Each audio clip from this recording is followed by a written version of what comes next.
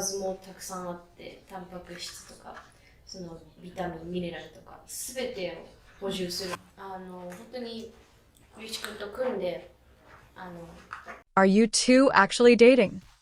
It was a question reporters around the world kept asking again and again. They asked it under the bright lights of press conferences, in crowded mixed zones after competitions, and in front of television cameras broadcasting to millions. And every single time, Riku Miura responded with the same calm smile. I'll leave that to your imagination. She never confirmed anything. She never denied anything.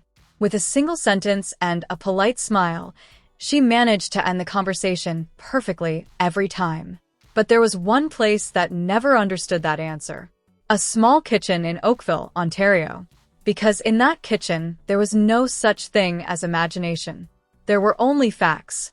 The fact that someone turned on the stove. The fact that meals appeared on the table. The fact that for 7 years, countless ordinary moments quietly accumulated when nobody was watching.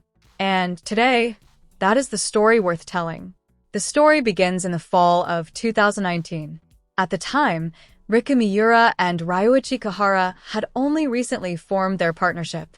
In August of that year, they officially teamed up and moved to Oakville, Canada, where they began training under renowned coaches Bruno Marcotte and Alison Meekins. Ryuichi was already living alone in an apartment. Riku was only 17 years old. Because she was still a minor, she stayed with a host family instead. They lived separately, but their daily lives quickly became intertwined. Riku didn't have her own transportation, so every morning Ryuichi drove to her host family's home and picked her up before practice. Nobody asked him to do it. No coach assigned him the responsibility.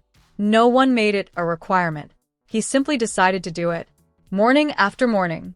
Even during Canada's freezing winters when the sun had not yet risen.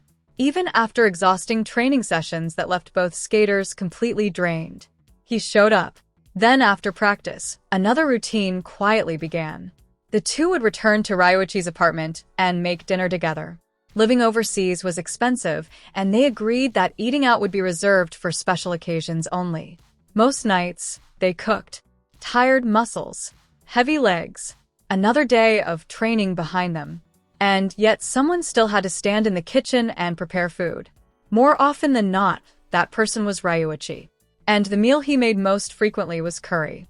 Years later, he laughed while explaining the reason. It's just the easiest thing to make. And honestly, he wasn't wrong. Curry made sense.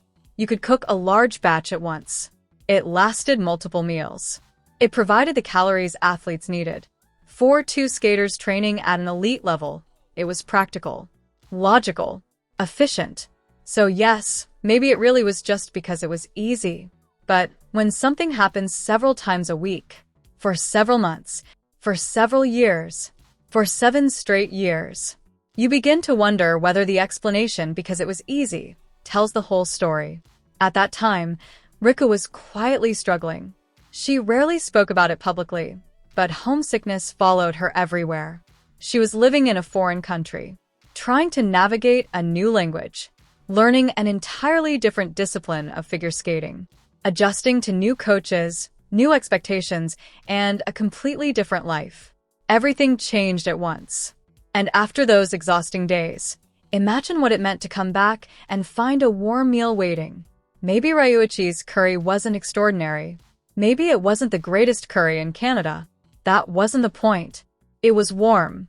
And sometimes, when you're far from home, warmth is enough. Sometimes it's everything. Of course, you could interpret this story in a very simple way. A senior skater was looking after a younger partner. A responsible teammate wanted to make sure his partner had a stable environment where she could focus on training. That explanation makes perfect sense. But then there was another moment. One evening, Riku decided to cook omuris, Japanese omelet rice.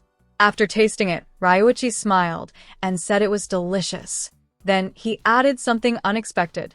But cleaning up afterward is a nightmare. His complaint had nothing to do with the taste. Apparently, the ketchup left behind in the frying pan was difficult to clean. When fans first heard this story, many laughed. It was funny, but for many people, it also revealed something deeper. Because people rarely complain about food made by someone they barely know. When there is distance between two people, they simply say, "It's good." And that's the end of the conversation. Complaints only happen when comfort exists, when trust exists, when the relationship is close enough to survive honesty.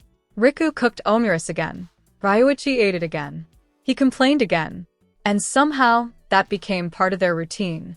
The kind of routine that only exists between people who have spent a lot of time together.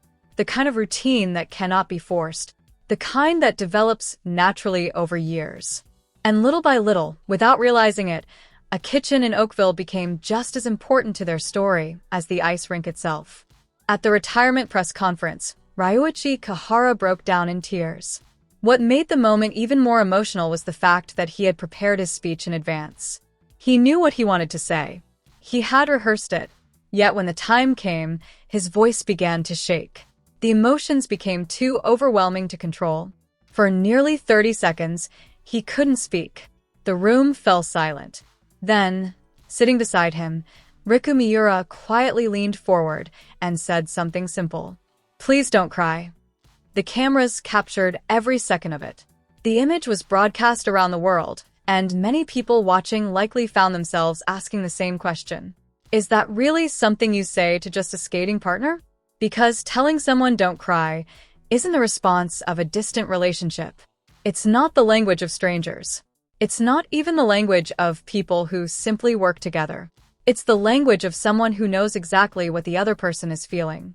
Of course, you could explain it as the result of years of trust between partners.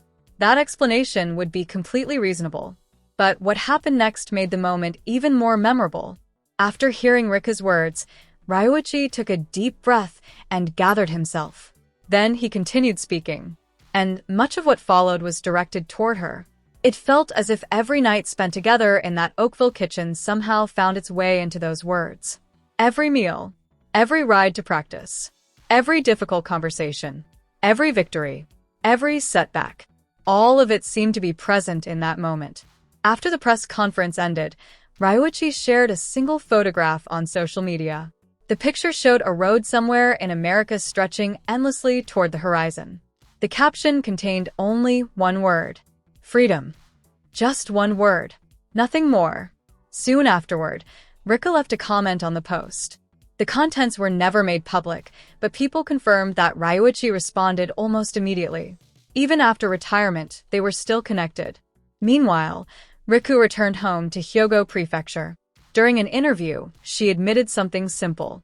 For a while, I just want to sleep.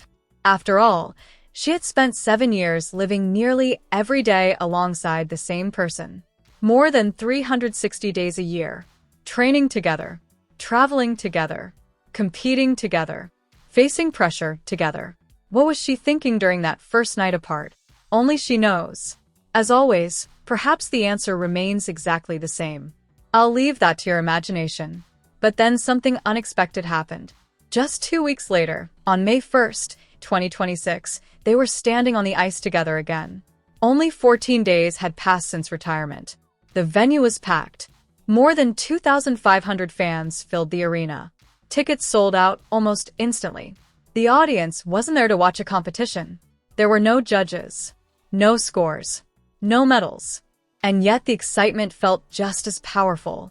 During the performance, Ryuichi lifted Riku into the air. It was their first lift since retirement. For a brief moment, time seemed to stop. He lifted her exactly as he had done countless times during competition. And she held the exact same position she always had. The crowd collectively held its breath.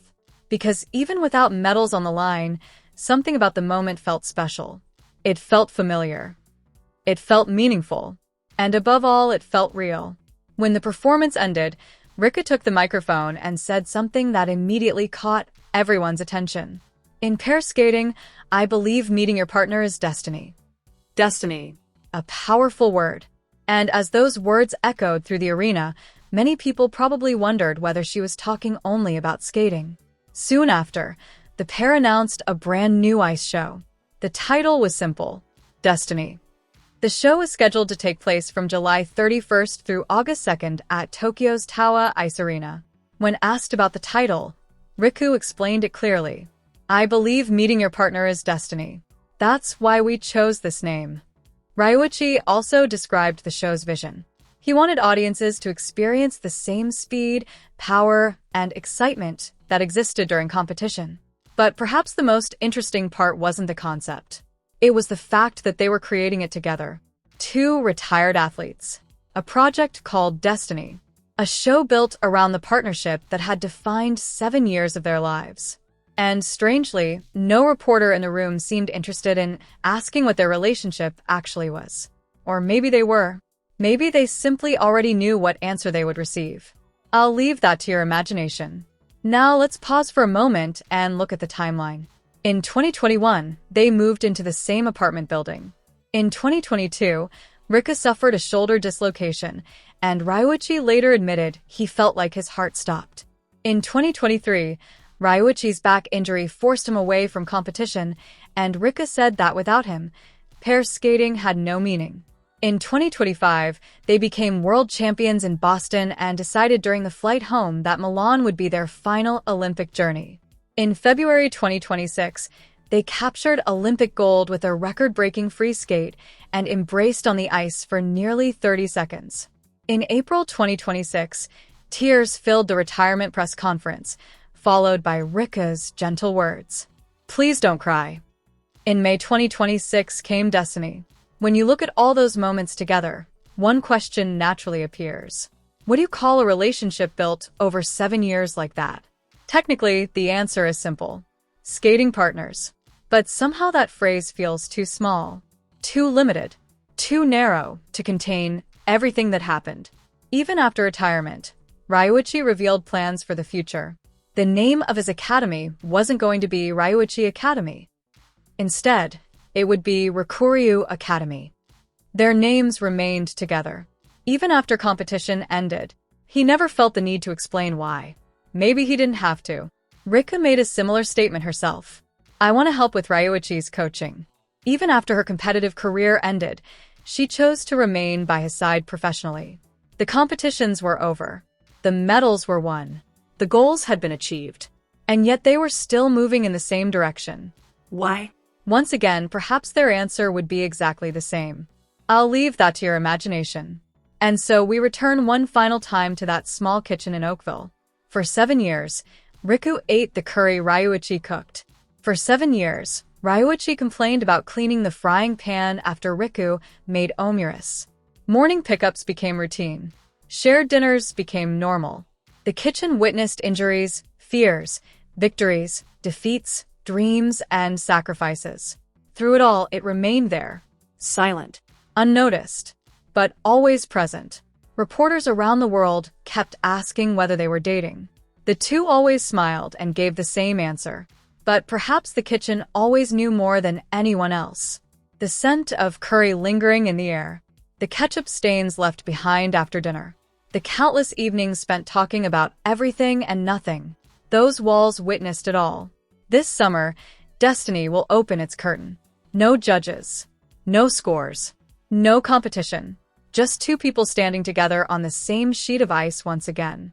And maybe that's enough. Maybe that's always been enough. For a long time, I thought the phrase, "I'll leave that to your imagination," sounded like a way to avoid answering. A way to hide the truth. But after hearing this story, I see it differently. Maybe they were never avoiding the question. Maybe they were inviting us into the story instead.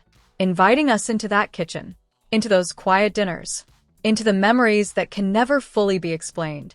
Because perhaps some relationships are too unique to fit inside a single label. And maybe that's why the title Destiny feels so appropriate. Not because it answers the question, but because it reminds us that some of the most important connections in life don't need definitions. They simply need to be experienced.